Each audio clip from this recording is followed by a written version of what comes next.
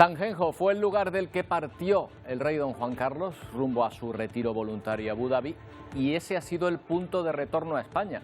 Aunque la visita ha sido calificada de privada, el adjetivo nos sirve para un acontecimiento que ha generado una enorme atención mediática en toda España. Una repercusión que, dicho sea de paso, agradecen en esta localidad pontevedresa, que se ha puesto de repente en boca de todos.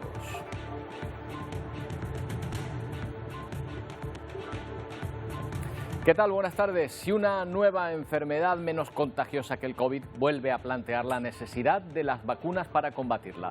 La viruela del mono va generando casos sospechosos por parte del país y unos pocos confirmados, a la espera de saber si uno de ellos se ha dado aquí en Gran Canaria. El Estado acude a la industria para adquirir dosis de la vacuna contra la viruela común, que no es específica para esta enfermedad, pero podría ayudar a combatirla. Después de lo que hemos pasado, está claro que más vale prevenir.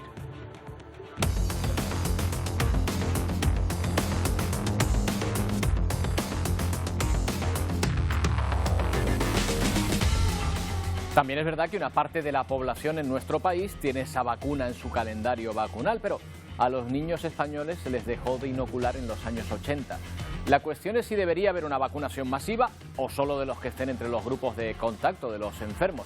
En cualquier caso, Sanidad destaca que ninguno de los infectados ha presentado síntomas graves de la enfermedad, aunque sus consecuencias son molestas, sobre todo la aparición de pústulas en la piel que pueden dejar señales.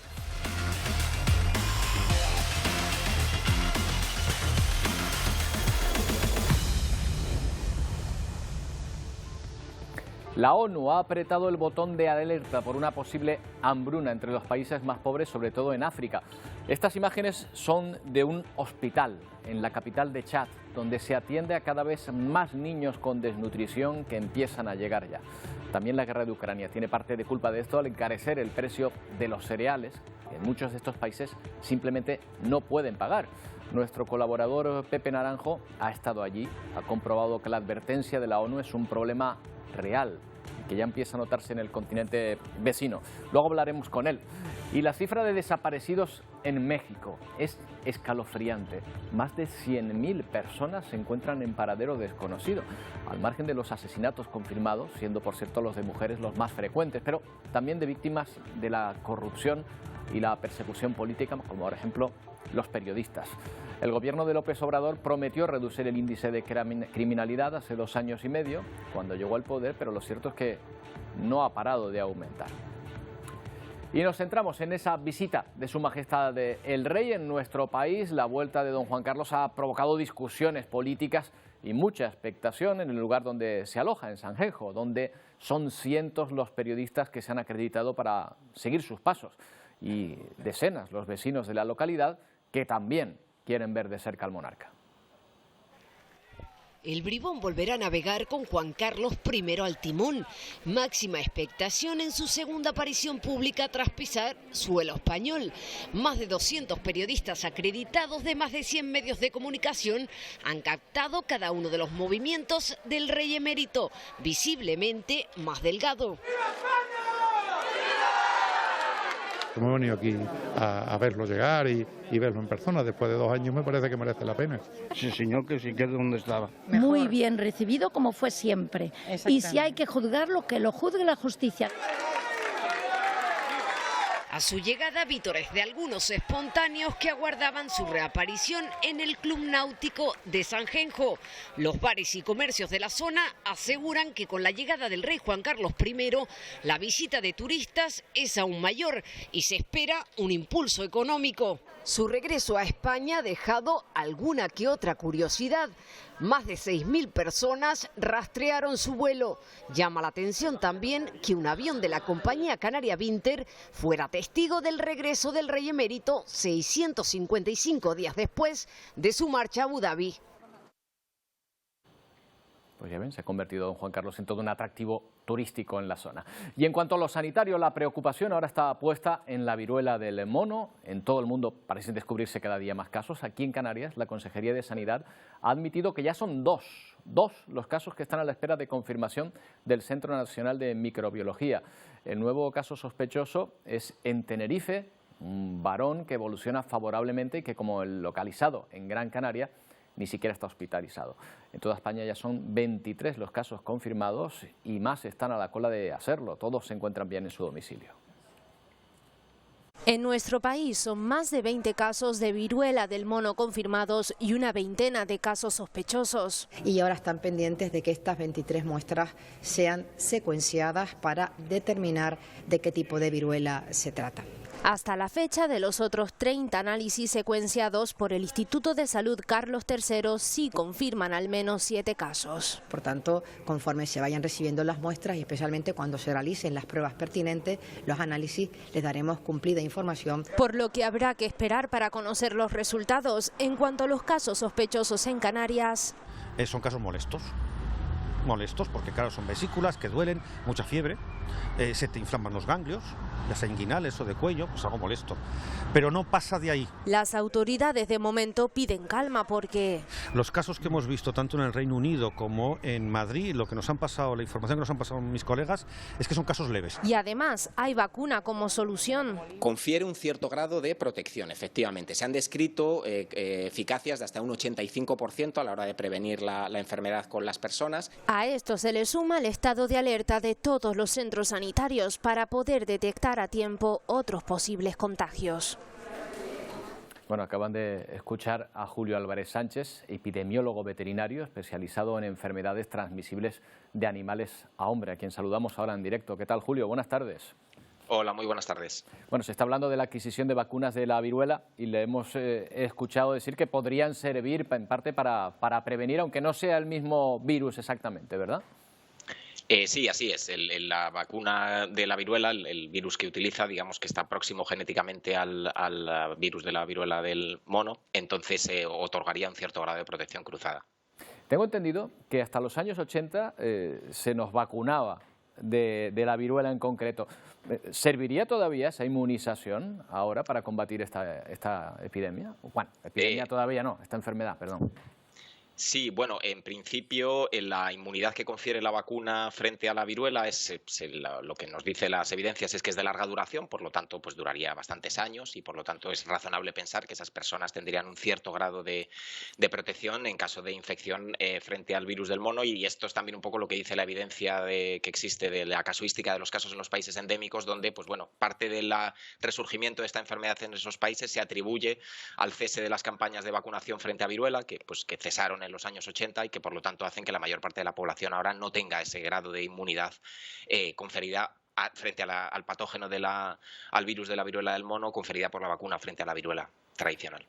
Estamos hablando y escuchando mensajes de que la enfermedad no es excesivamente grave, de que quien la padece en general se encuentra bien, pero claro, usted sabe el dicho de que gato escaldado de agua fría huye, ¿no? Es lo mismo que se estaba escuchando un poco con el COVID en su momento. ¿Es comparable de alguna manera? Sí, o sea, es muy razonable que haya una cierta preocupación, por supuesto, pero también pues conviene un poco ceñirse a lo que sabemos hasta ahora mismo. Y yo entiendo que a veces la opinión pública es complicado aceptar que lo que sabemos sobre un patógeno pues cambia con los días, pero esto a veces pasa. Lo que sabemos ahora mismo es que este patógeno, tal y como lo conocemos, se han descrito casos en personas desde hace 50 años y normalmente tiene un curso razonablemente benigno y la mayor parte de los casos se resuelven pues con una sintomatología más o menos leve en unas semanas. Hay algunos casos más graves, es verdad, en un porcentaje más o menos reducido y normalmente pues en personas muy jóvenes o con enfermedades predisponentes, pero esto no es lo normal. Por lo tanto, pues bueno, esto es lo que podemos decir a día de hoy y es verdad que bueno, este brote tiene algunas características un poco inusuales, pero eso no hace que debamos tampoco alarmarnos en exceso. Creo que tenemos que ser razonablemente cautos y la experiencia del COVID nos tiene que servir para precisamente pues un poco ser cautelosos, ser precavidos, pero tampoco ser alarmistas. ¿Cuáles son esas características inusuales, Julio? A lo mejor la amplitud geográfica. Sí, normalmente, salvo un caso que hubo en el 2003 en Estados Unidos a través de la importación de unos animales que hizo que se infectaron unos animales y una mayor proporción de la gente se expusiera por contacto indirecto con estos animales, normalmente los casos que ha habido importados suelen ser casos aislados y hay algo de transmisión, normalmente en gente que tiene un contacto muy estrecho, personas que vivan juntos o así. Esto es lo que nos decía la experiencia de los pocos casos importados que se han dado pues en Reino Unido, en Estados Unidos, en Israel. Este caso claramente es diferente, ¿no? Pues estamos hablando de decenas de casos en 4 o 5 países ya confirmados. Por lo tanto, pues claramente no es lo mismo que habíamos visto hasta ahora. Por lo tanto, pues bueno, yo creo que es conveniente que tengamos una precaución y yo creo que las autoridades sanitarias precisamente han elevado el nivel de alerta y están pendientes un poco de diagnosticar lo antes posible todos los casos, reconstruir las cadenas epidemiológicas y es lo razonable ahora mismo. Julio, esta es una enfermedad de las que ha pasado zoonóticas, creo que se dice que pasa de animales a hombres. ¿Es más habitual ahora que antes este traslado, esta transmisión de la enfermedad de animales a personas, o es que nos fijamos más? Posiblemente una combinación de las dos cosas, ¿no? Por una parte tenemos un cierto sesgo ahí porque estamos mucho más atentos y ahora pues cosas que pasarían a lo mejor hace 150 años pues no seríamos conscientes de dónde vienen y ahora tenemos una gran capacidad para detectar la emergencia de patógenos y para trazar un poco su origen de manera eficiente en poco tiempo, pero también es verdad que es una cosa que hemos estudiado mucho, pues que diversos cambios que han tenido lugar en la sociedad, pues el incremento de la densidad poblacional en ciertas zonas, la mayor interacción con la fauna salvaje a través de distintos comportamientos, le hace pues distinto turismo de aventuras, cosas así. También el hecho de incrementar un poco la producción ganadera en zonas donde antes no estaban, hace que animales de abasto se pongan en contacto con fauna salvaje, un poco la alteración de los ecosistemas hace que tengamos un mayor contacto con fauna salvaje que antes estaba en zonas más o menos remotas. Todos esos factores, no cabe duda, que crean oportunidades de interacción entre el hombre y los animales y, pues bueno, eso genera, digamos, es un poco como comprar billetes de lotería, ¿no? Pues eso, claro, digamos que te da más números para que en algún momento se pueda producir un salto. Y me imagino además que cualquier enfermedad podría ser susceptible de pasar de animales a personas, ¿o no? Bueno, no cualquier enfermedad. Hay patógenos que diríamos que son más un poco profesionales de una determinada especie, que están muy adaptados a una especie y que es altamente improbable, por no decir imposible, que se produzcan estos saltos, y otros que no, otros que sabemos que son un poquito más plásticos, más dinámicos y que pueden dar esos saltos. Por ejemplo, el coronavirus ya antes del COVID era un potencial candidato a originar un problema de este tipo del que hemos visto, porque se sabe que los coronavirus efectivamente tienen un poco esa capacidad de dar el salto de especie y esto ya se conocía en la comunidad científica. Bueno, Julio, pues espero que la cosa se mantenga así y que el control de la enfermedad sea infinitamente menor que la que hemos pasado, por ejemplo, con el COVID en su momento. Gracias por atendernos. Perfecto, gracias a vosotros. Buenas tardes. Bueno, pues así están las cosas con esta viruela del mono. Estados Unidos ha detectado ya su primer caso de este tipo de viruela, concretamente en el estado de Massachusetts. Y ahora mismo están buscando si efectivamente hay más casos como este, un rastreo de contagios desde este punto que ha llegado de Canadá. Desde Washington nos lo cuenta Diva-Lizette Cash. Los Centros para el Control y Prevención de Enfermedades de Estados Unidos, por sus siglas en inglés CDC, confirmaron el primer caso de viruela del mono en un hombre en el estado de Massachusetts, quien había viajado recientemente a Canadá. Los funcionarios anunciaron que están trabajando con los expertos de salud en ese estado para hacer un rastreo sobre posibles infecciones donde haya estado el paciente, quien se encuentra fuera de peligro, aunque hasta ahora ni en Massachusetts ni en Canadá se han reportado algún caso de la enfermedad. Según los CDC, en este momento no hay tratamientos específicos disponibles para la infección por viruela del mono, pero aseguraron que los brotes pueden controlarse y que las personas expuestas al virus a menudo reciben una de varias vacunas contra la viruela, que ha demostrado ser efectiva en un 85% contra la viruela del mono. Desde Washington, Diva-Lizette Cash, de La Voz de América para la Alianza Informativa Latinoamericana. Seguimos en el continente americano, pero con otro tema. Hoy queremos fijarnos en México, un país donde, atentos al dato, 100.000 personas se encuentran en paradero desconocido. México no ha conseguido frenar la violencia por la que atraviesa el país desde hace años. El gobierno de López Obrador prometió reducir el índice de criminalidad hace 2 años y medio, cuando llegó al poder, pero lo cierto es que no ha parado de aumentar ese índice. En 2007, el anterior gobierno de Felipe Calderón emprendió una lucha contra el crimen organizado. Una vez más, las mujeres son las más afectadas, casi la mitad de los desaparecidos son mujeres. A ello se suma que más de 52.000 cuerpos permanecen sin identificar en el Centro Nacional de Identificación Humana.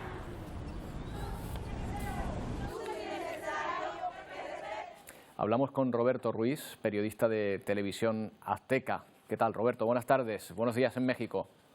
Muy buenos días, Roberto. Un gusto saludarte y gracias por ayudarnos a difundir este tema tan preocupante para todos los mexicanos. No, gracias a ti, a ustedes, a tu televisión por atender nuestra llamada. Nos llama muchísimo, Roberto, la atención de estas cifras tan alarmantes en un país con un sistema político consolidado como es México, con un desarrollo claro y avanzado como es en aquel país. ¿Cuáles son, sé que la pregunta es compleja, pero cuáles son a tu juicio las claves para tener este índice de violencia tan alto? Y créeme que también las cifras nos dejan helados a los propios mexicanos, este número, esta barrera de los 100,000 que se acaba de romper justo esta semana, y hay que recordar que estamos hablando de los casos denunciados, son los cuales se presentó una denuncia formal ante las autoridades, porque la cifra negra, la llamada cifra negra en muchos delitos, obviamente habla de un panorama mucho mayor. Definitivamente la impunidad, Roberto, todo va de la mano de la falta de consecuencias. Estamos hablando de un país sí consolidado en muchos sentidos, pero el índice o la tasa normal de impunidad en la gran mayoría de los delitos ronda el 94 y 98%. Si hablamos de la desaparición forzada que tú bien mencionabas, el índice de impunidad es casi absoluto. Entonces, sin duda que la falta de consecuencias es un factor determinante. Los criminales saben que es muy poco probable que sean detenidos y que en caso de que llegaran las inconsistencias, la falta de preparación de los elementos, presentando una denuncia incompleta, una carpeta de investigación mal fundamentada, van a lograr acceder a esta puerta giratoria. Van a pasar un par de días en prisión, en el proceso, pero es muy probable que vuelvan a salir a las calles. Pues definitivamente esto les da valor, los impulsa a seguir delinquiendo y que la cifra siga siendo aún mucho peor. Claro, ¿y por qué se da esa impunidad, Roberto? ¿A qué se debe que la justicia le cueste tanto actuar contra ellos? Esa es la gran pregunta, y créeme que nos lo hacemos los periodistas, se lo hacen las propias autoridades y se lo hace la ciudadanía en general.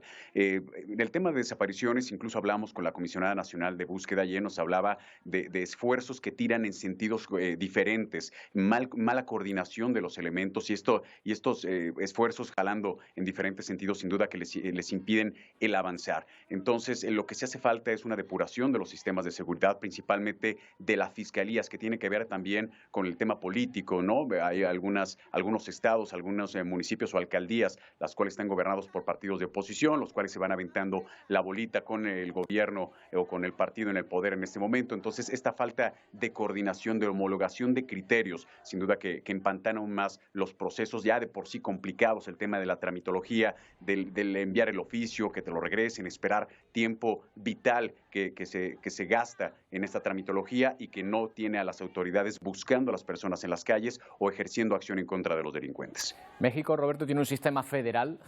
¿La violencia va por estados, va por territorios o es algo generalizado?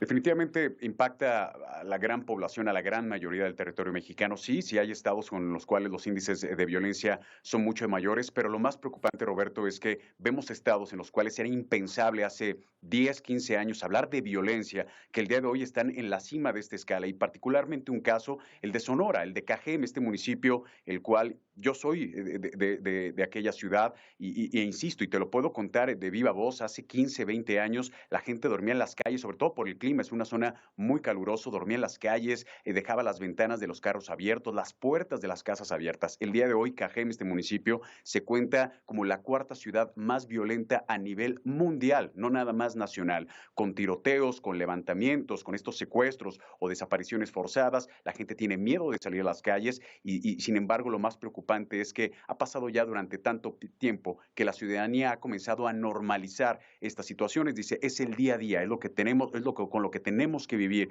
Sin embargo, la exigencia tiene que seguir siendo fuerte a las autoridades para que le pongan una solución a esto. Naturaleza humana, adaptarse a las circunstancias y según van viniendo. Evidentemente, por las cifras que vemos, las mujeres vuelven a ser de los sectores, de los grupos más perjudicados, pero yo me imagino que el gobierno a nivel federal, a nivel estatal, estarán haciendo algo para paliar esta situación. ¿Habrá medidas que se estén tomando a cabo?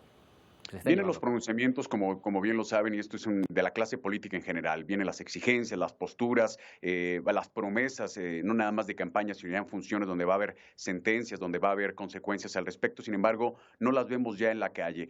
Hablábamos también de esta crisis de desaparecidos, pero hay crisis en muchos sentidos. Y hay una crisis, por ejemplo, forense, tú lo decías, 52,000 restos humanos en los servicios médicos forenses sin identificar, y también la crisis de justicia, de la falta de acceso a la misma. Por eso la gente está desesperada desesperada, por eso la gente no sabe qué hacer y sin embargo han adoptado en este adaptarse, como tú bien lo comentabas, a la realidad.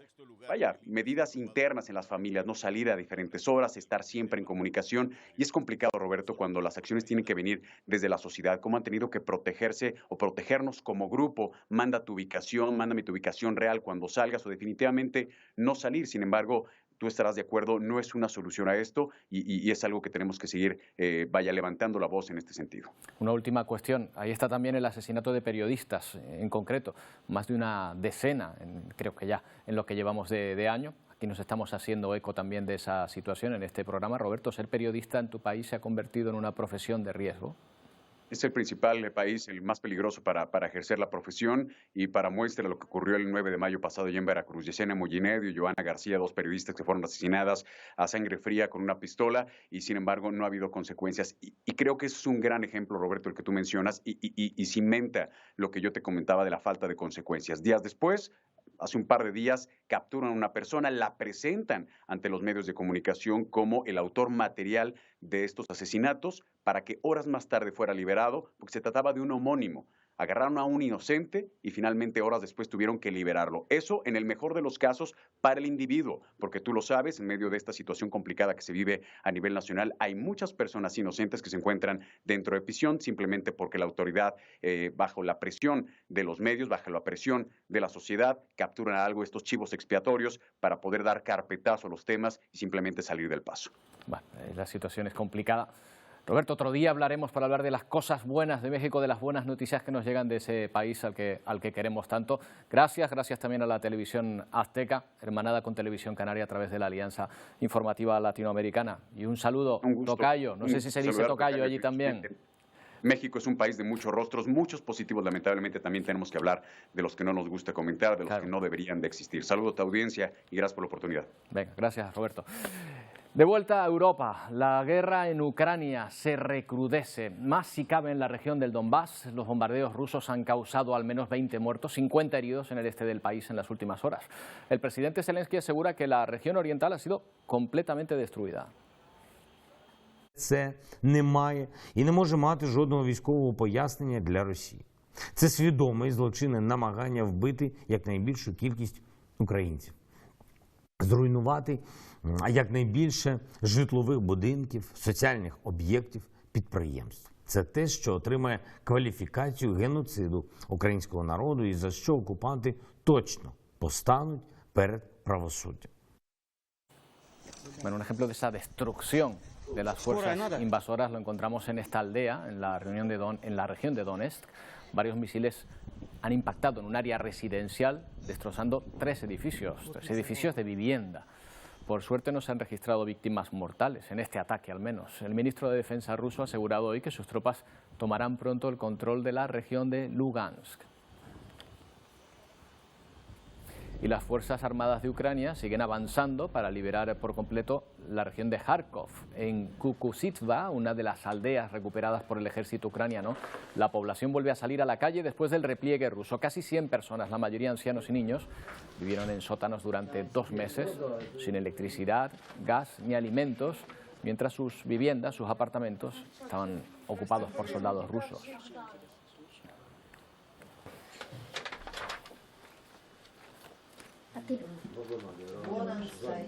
Bueno, y mientras, Moscú afirma que ya son casi 2.000 los soldados ucranianos que se han rendido en la acería de Azovstal, en Mariupol. Los combatientes están siendo trasladados a una antigua colonia penal controlada por el ejército de Putin, cerca de Donetsk. Rusia ha difundido un nuevo vídeo donde asegura que está asistiendo a esos soldados que han precisado asistencia médica tras entregarse. Mientras uno de los comandantes que aún permanecen en Azovstal, que no se ha entregado, ha sorprendido asegurando que la operación en la planta industrial sigue adelante. Los otros oficiales al mando y yo permanecemos en la planta de Azovstal. Se está llevando a cabo cierta operación cuyos detalles no revelaré. Gracias a todo el mundo y gracias a Ucrania por el apoyo. Nos veremos. Составили колонну и из 5 машин. Bueno, los combatientes están siendo trasladados a una antigua colonia penal de Olenivka, controlada por el ejército de Putin. Y aquí pueden ver un nuevo vídeo, una nueva imagen de ese soldado ruso de solo 21 años acusado de acabar con la vida de un civil desarmado, pidiendo perdón a la viuda del fallecido. Es el primer juicio que se celebra por crímenes de guerra en este conflicto. Tiene lugar en estos días en la capital ucraniana. El procesado ha reconocido ya que disparó con su metralleta a la víctima de 62 años el pasado 28 de febrero en el oeste del país.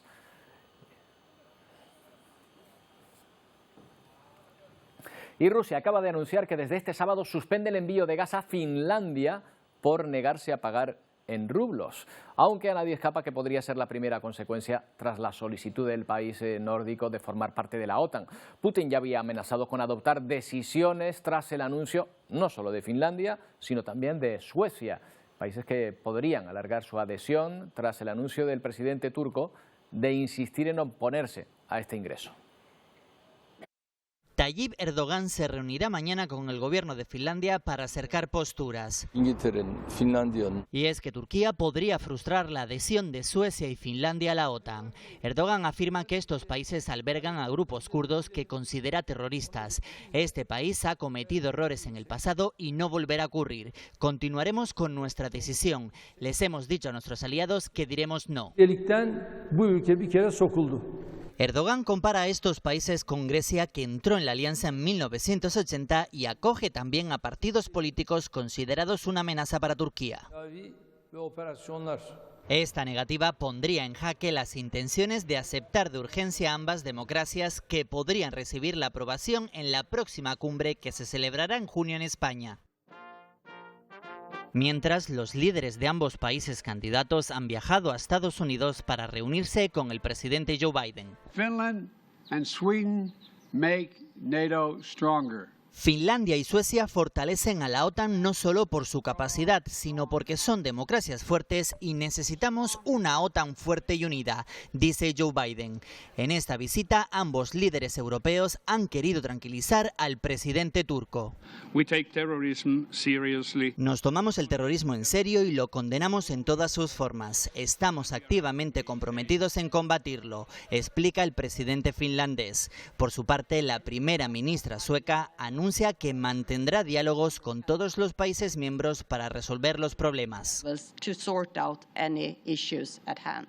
Candidaturas que Finlandia y Suecia aseguran han presentado tras la posible amenaza de una nueva invasión de Rusia. El gobierno de Polonia ha lanzado un mensaje y asegura que los ayudaría si son atacados antes de entrar en la alianza.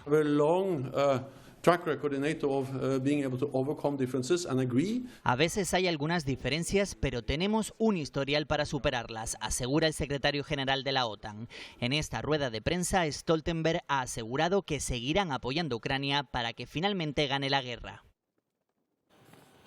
Bueno, otra consecuencia de esta guerra es su contribución a la inflación, que sigue azotando a todo el mundo, también a la economía estadounidense. Wall Street sufre su peor caída en casi 2 años, lastrada por las pérdidas de grandes minoristas y aterrorizando a los inversores.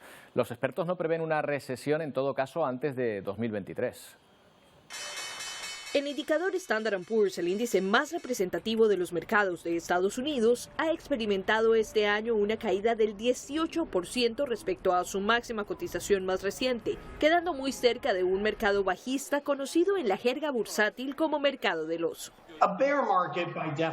Un mercado bajista, por definición, es un mercado que cae más del 20% desde su punto máximo y generalmente se asocia con una recesión. Los mercados tienden a liderar la economía. El analista financiero en jefe de Bankrate.com considera que es prematuro hablar de recesión para este año, pero no del todo descartable para 2023. El 70% de la producción económica de Estados Unidos está ligada al gasto del consumidor, así que a medida que el consumidor va, también va la economía. Eso realmente aumenta muchas de las preocupaciones sobre la recesión y también cuál será el impacto en las ganancias corporativas. Otra señal importante es el costo de la gasolina, cuyo precio promedio registra un aumento considerable.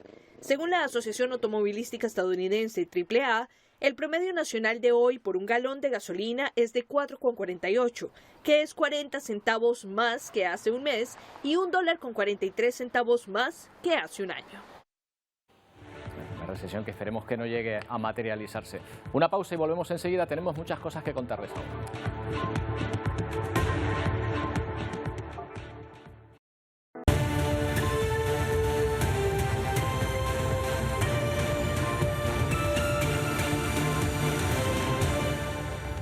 Dos y 4 minutos de la tarde, la ONU alerta contra la llegada de una hambruna en el mundo por culpa de la guerra de Ucrania. The Russian invasion in Ukraine is amplifying and accelerating all these factors. Climate change. El secretario general de esta organización, ahí lo tienen, Antonio Guterres, ha informado de que la invasión rusa está acelerando el cambio climático, el COVID y la desigualdad. La guerra, añade, amenaza con llevar a decenas de millones de personas al borde de la inseguridad alimentaria, seguida de la desnutrición. Lo siguiente que llega es el hambre masiva y las hambrunas, en una crisis que, advierte, podría durar años. Bueno, y esto es una muestra de la situación, un ejemplo que encontramos en un hospital de Chad, donde atienden a niños con desnutrición. El aumento de precios, la escasez de grano por la guerra de Ucrania afecta directamente a los países más pobres, que no pueden pagar lo suficiente por esos recursos. Esto está provocando ya además multitud de desplazados hacia zonas que consideran más seguras, lo que genera a su vez enormes desequilibrios en los servicios, en la educación, por ejemplo, con escuelas que no están dotadas para la avalancha de residentes. Estas imágenes las ha obtenido nuestro colaborador Pepe Naranjo, que acaba de llegar de Chad.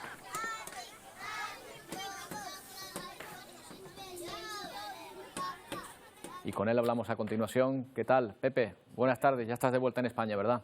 Sí, ya estamos por aquí. ¿Qué tal? Buenas tardes. Bueno, después de lo que has visto en el Chad, las advertencias de la ONU no te parecen exageradas, ¿no? Pues no, en absoluto, ¿no? La verdad es que son estas imágenes que a uno como ser humano nunca le gusta ver, ¿no? Porque cuando ves a niños conectados, ¿no?, con un tubo a una máquina de oxígeno y sabes, te cuentan que esto ocurre por un conflicto como el de Ucrania, ¿no?, o por la pandemia de COVID, o por conflictos que se viven también en África, ¿no?, o situaciones que de alguna manera que podrían ser evitables, ¿no?, porque no estamos hablando de imprevistos de la naturaleza, ¿no?, como una catástrofe natural, ¿no?, sino que las provoca el propio ser humano, pues se te cae el alma al suelo, ¿no? La verdad que es tremendo, ¿no?, ver, por ejemplo, en este hospital de Chad cómo han tenido que doblar el número de camas, porque la malnutrición está absolutamente fuera de control en un país en donde ya una tercera parte de la población pasaba hambre antes. Pues imagínate cuando el aceite, el arroz, el millo, todos estos productos básicos, ¿no?, el trigo, se disparan en el mercado y no tienen recursos para comprarlos, están absolutamente desbordados. Chad es un país muy grande, está en el centro de África. Por ejemplo, en ese hospital que visitaste, donde grabaste esas imágenes, ¿de dónde proceden esos niños con desnutrición? ¿De las grandes ciudades, de las zonas alejadas? Realmente es un fenómeno que está, si bien antes era más, se localizaba en aquellos lugares donde había conflicto, la gente tenía que huir, abandonaba sus tierras y se veían pues abocados a depender de la ayuda alimentaria internacional, que por cierto está bajando esta ayuda porque son crisis ya tan, digamos, endémicas, ¿no?, y hay un cierto cansancio de los donantes.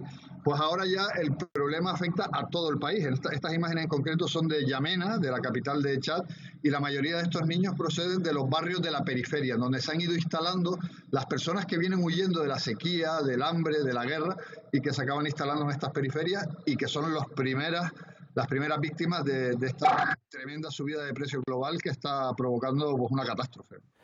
También vemos imágenes que has obtenido en una escuela, donde observamos también un problema. A simple vista, en cuanto vemos esas imágenes, lo que vemos es que hay demasiadas personas dentro de una misma aula. Esto es por los desplazados, ¿verdad? Claro, me comentaba este profesor, ¿no? Él tiene, me acuerdo que le hice la pregunta, le dije, pero bueno, ¿cuántos niños tienes aquí? Y me dice, no, hoy hay un montón que no han venido, ¿no?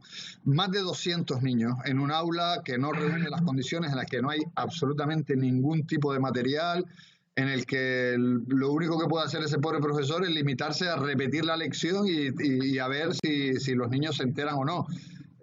A muchos de ellos, la mayoría no sabía ni los nombres, ¿no? Dice, no, las caras me suenan, ¿no?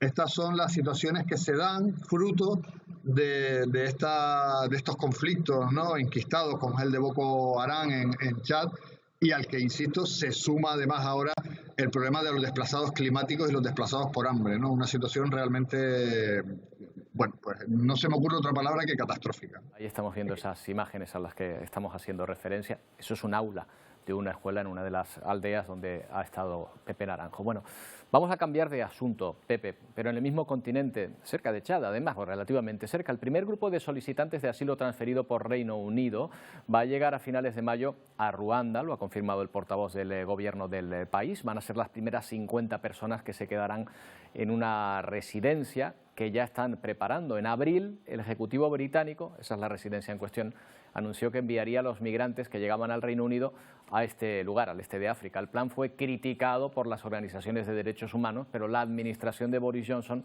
ha asegurado que era un modelo para luchar contra las bandas de contrabando de personas. El gobierno británico va a destinar 150 millones de euros para que Ruanda acepte el envío de inmigrantes. Pepe, ¿eso lo explica todo? Bueno, estamos ante, yo creo que la imagen más descarnada, ¿no?, de lo que son las políticas que se están aplicando contra los migrantes, ¿no? Mandarlos.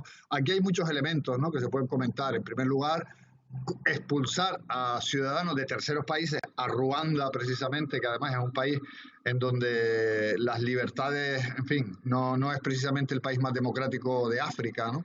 Es prácticamente un estado policial, ¿no? Y mandarlos allí, fruto de estos acuerdos, es un absoluto disparate, ¿no? Gente que además pretenden solicitar asilo porque vienen huyendo de conflictos y los mandas a este país, a Ruanda, ¿no?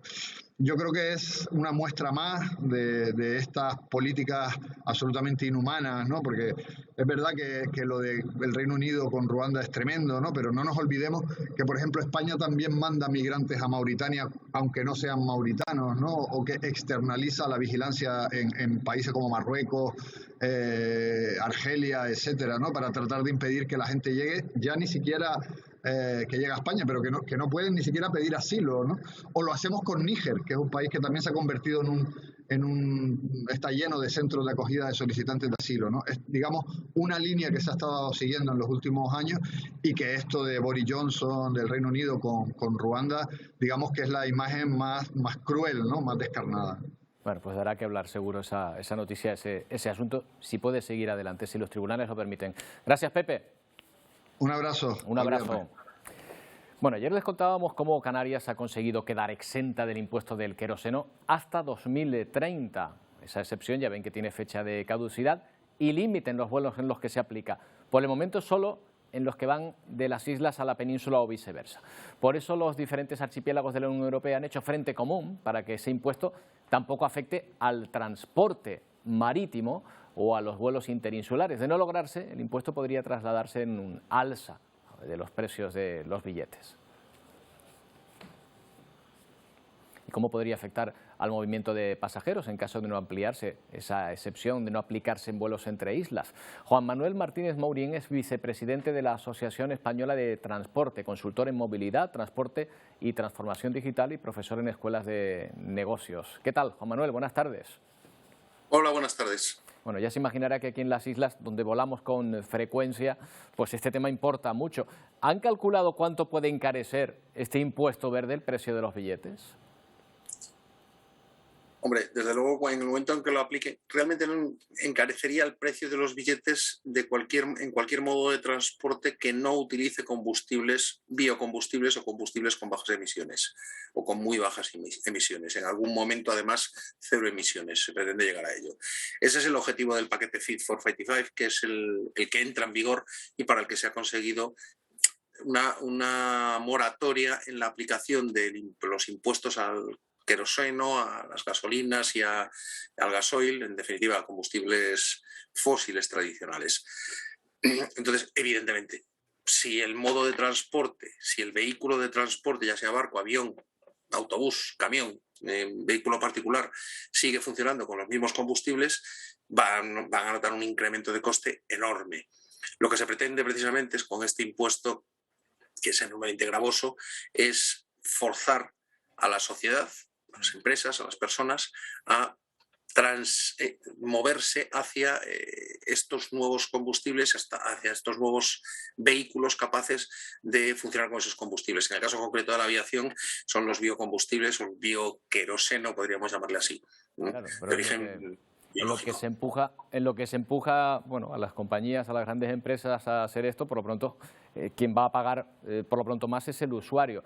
¿Esto solo lo aplica Europa o hay más países, más regiones del mundo que se suman a este impuesto?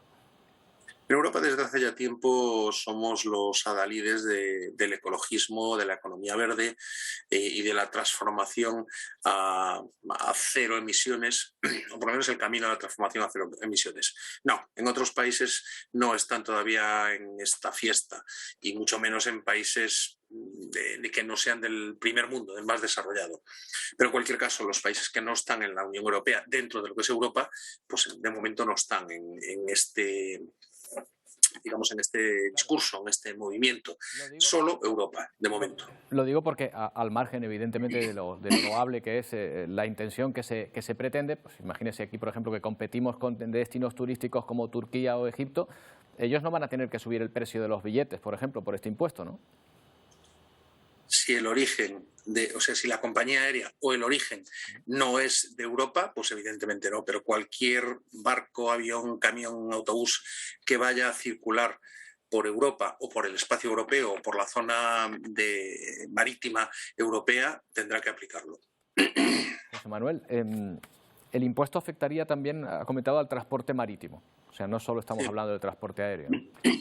Y a la industria, afecta a cualquier consumidor de energía.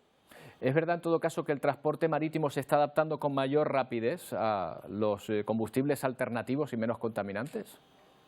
Bueno, el transporte marítimo lo que lleva haciendo ya un esfuerzo importante durante unos cuantos años es para eliminar los combustibles, para eliminar las emisiones de sulfuros que se producen con combustibles de alto contenido en azufre, por ejemplo el fuel oil, que es el combustible más utilizado en navegación. Ese esfuerzo ya lo han hecho, pero también por una imposición clara de en puertos o en aguas jurisdiccionales europeas no puede entrar ningún barco que no esté adaptado. Esa adaptación, ¿cómo lo han hecho? Pues bueno, con algunas cuestiones de índole técnico, ya sean los filtros de emisiones o los motores, y en algunos casos modificando los combustibles. Lo que pasa es que modifican la utilización de los combustibles en la entrada en zona costera o en puertos, pero en alta mar se siguen utilizando los mismos combustibles de siempre, el fuel oil. Lo que pasa es que, claro, con la aplicación del paquete Fit for 55, la intensidad de aplicación de estas reducciones de emisiones va a ser muchísimo mayor. Bueno, pues veremos qué es lo que ocurre. Ojalá por lo menos dé resultado en cuanto al medio ambiente o en cuanto al empuje que decía usted que se está dando pues, a las grandes corporaciones para adoptar combustibles un poco menos contaminantes. Gracias, José Manuel, por habernos atendido. Buenas tardes. Buenas tardes, muchas gracias a vosotros. Bueno, la ONU también advierte del deterioro del medio ambiente y alerta de que la humanidad está muy lejos de evitar una catástrofe climática. La pérdida de naturaleza, biodiversidad y la contaminación están entre los grandes causantes. Como una triste letanía del fracaso de la humanidad para abordar la alteración del clima, fue descrito el informe anual del clima emitido por la Organización Meteorológica Mundial, WMO por sus siglas en inglés.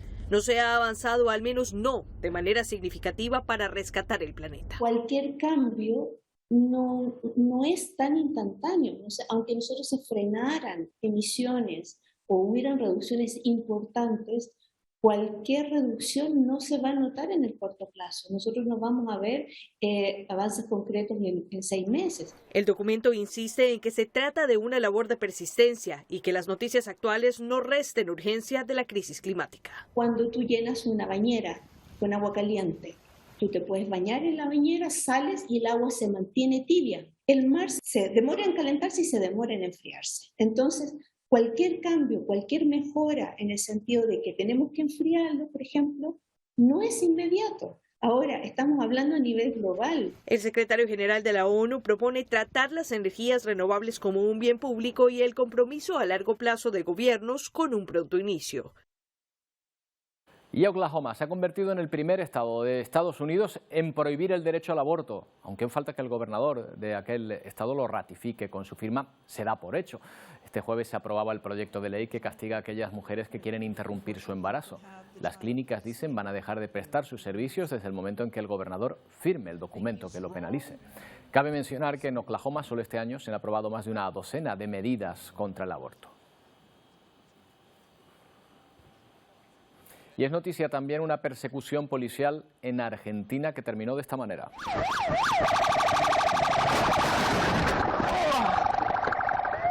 Con un coche de policía chocando con el propio perseguido que iba en moto, igual que el policía, hasta que se cruzaron en una esquina, cayendo ambos al suelo. El individuo intentó huir posteriormente, pero logró ser detenido por el resto de agentes, quedando inmovilizado. Se le requisó una pistola con munición.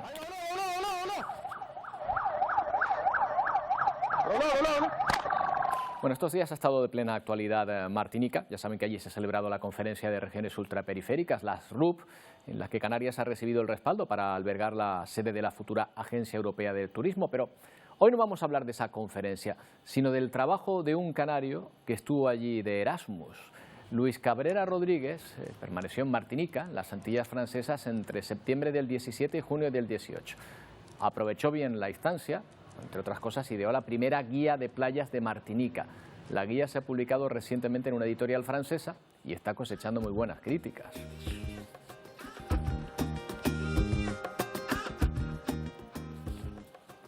Luis Cabrera Rodríguez es graduado en Geografía y Ordenación del Territorio por la Universidad de Las Palmas de Gran Canaria. Así que Luis, veo que aprovechó su tiempo no solo para visitar las playas, ¿no?, y hacer una guía sobre ellas. ¿Qué tal? Buenas tardes. Hola, buenas. Pues la verdad es que tuve la oportunidad de hacer una guía de playa durante mi estancia Erasmus y, como bien ha dicho usted, gracias a un post que hice en LinkedIn, pues salí adelante, llegó alguna revista francesa importante de turismo y el periódico local de Martinica. No parece mal sitio Martinica para ir de Erasmus, ¿verdad? Sí, es un lugar curioso, la verdad. Yo en principio no tenía pensado hacer Erasmus, pero el hecho de que mis amigos lo hicieran, la mayor parte de ellos fueron a Polonia, pues me incitó un poco a decantarme por esta opción de hacer un Erasmus. Y qué mejor lugar que Martinica, que es un paraíso. Desde luego, además, usted es graduado en Geografía, o sea que, de cierta manera, esta guía sobre las playas vino a ser un trabajo de campo para su formación, ¿verdad?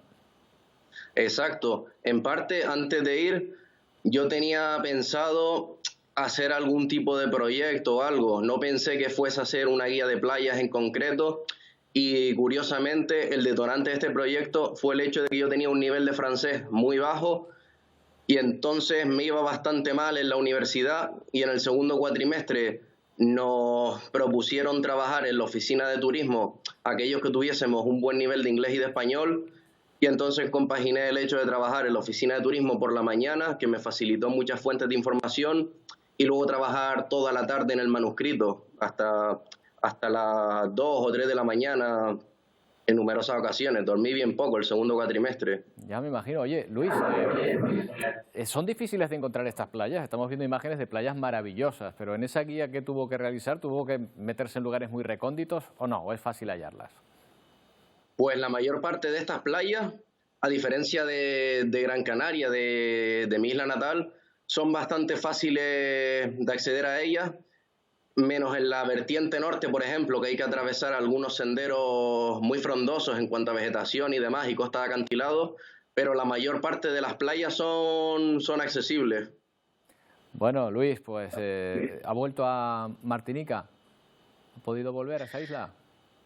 La verdad es que sí. Sí, ha podido. Volví con mi familia a finales de 2019 con mis padres y mi abuela, que tuvimos la suerte de ir justo antes de que empezara el tema de la pandemia y demás. Bueno. Y increíble, tal y como lo recordaba. Hombre, claro, y encima habrá sido usted un guía de lujo, ¿eh? Habrá visitado alguna de esas playas. Yo me imagino que su familia iría con la guía, quiero ir a esta y a esta otra, ¿no? Ya tendrían el menú preparado. Más o menos, sí. Yo pues también tengo gustos diferentes a ellos. A lo mejor hubo alguna playa en la que metí a mis padres que no tenía tan buen acceso y eso no les hizo tanta gracia, pero una vez llegamos al lugar, pues estaban encantados con las playas que yo proponía. Bueno, pues ahí está esa guía de playas de Martinica por si alguien tiene la suerte de viajar hasta esa isla. Luis, gracias y enhorabuena por este éxito con esa guía. Buenas tardes. Muchas gracias a ustedes. Buen día. Bueno, cada día estamos viendo robots de todo tipo, cada vez capaces de hacer cosas que hasta hace poco eran impensables. Vamos con otro ejemplo. ¿Se imaginan un dispositivo que nos diga si lo que cocinamos está soso o salado? ¿Un robot específico para eso? Bueno, pues en la Universidad de Cambridge lo han logrado. Es un simple plato de huevos revueltos con tomate, pero estará en su punto, le faltará sal, ¿qué temperatura tendrá? Lo averiguamos con este selecto paladar, un robot que saborea. Tiene un sensor que reacciona ante la salinidad, pero también ante la humedad y la consistencia de los alimentos, cuenta uno de los creadores de RoboChef. Cada vez es más frecuente verlos en las cocinas profesionales realizando acciones mecánicas. Son capaces de remover un guiso, añadir los ingredientes necesarios para confeccionar un arroz o elaborar pizzas, incluso metiéndolas en el horno. Pero hasta ahora ninguno tenía un sentido del gusto tan refinado. La gran ventaja del gusto robótico es que siempre será el mismo, no le afecta el estado de ánimo, ni si está congestionado, ni las preferencias personales. Siempre testeará todos los platos de la misma manera. Hasta ahora era el paladar del chef el que definía el sabor. Con este prototipo de Cambridge se abre una vía para que en los hogares del futuro pueda existir un robot que, además de cocinarnos, lo haga a nuestro gusto. Bueno, acabo de ver un robot que hace paellas.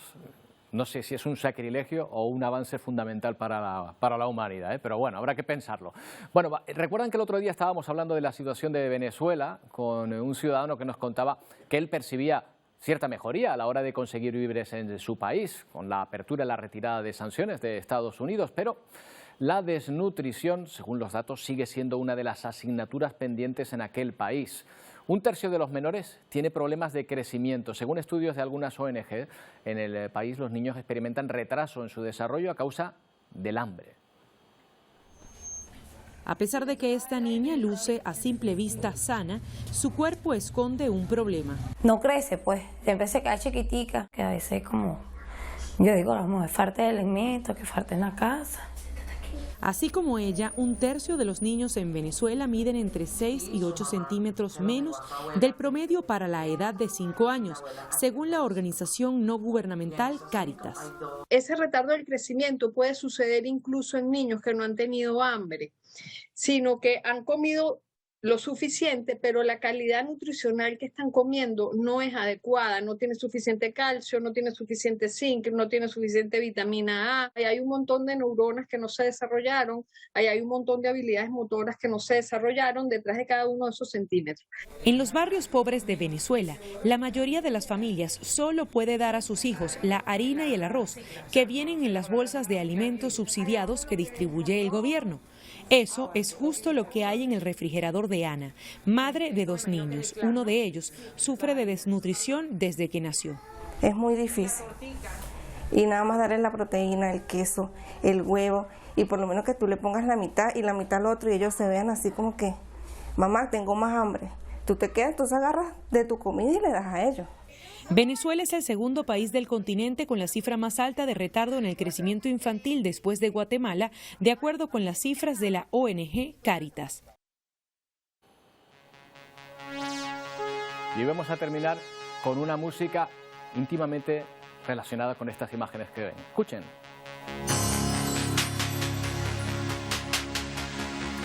Seguro que la han reconocido, ¿verdad? Es la melodía de Carros de Fuego, compuesta por Vangelis, que falleció el martes pasado en Francia a los 79 años. El compositor se hizo mundialmente conocido por esta banda sonora, por la que se llevó un Oscar, pero por muchas más, por ejemplo por la película de culto Blade Runner. Además participó en muchísimas más bandas sonoras en las que se distinguió por usar instrumentos electrónicos o sintetizadores. Esto era algo que se hacía por primera vez en todo el mundo, pero esto gustó y le llevó a desarrollar muchísimos más proyectos. Pues con la música de Vangelis en homenaje a él, hoy nos despedimos. casi marchándonos a cámara lenta, ¿verdad? Les dejamos con Telenoticias 1 de Paco Luis Quintana. Volvemos el próximo lunes. Feliz fin de semana.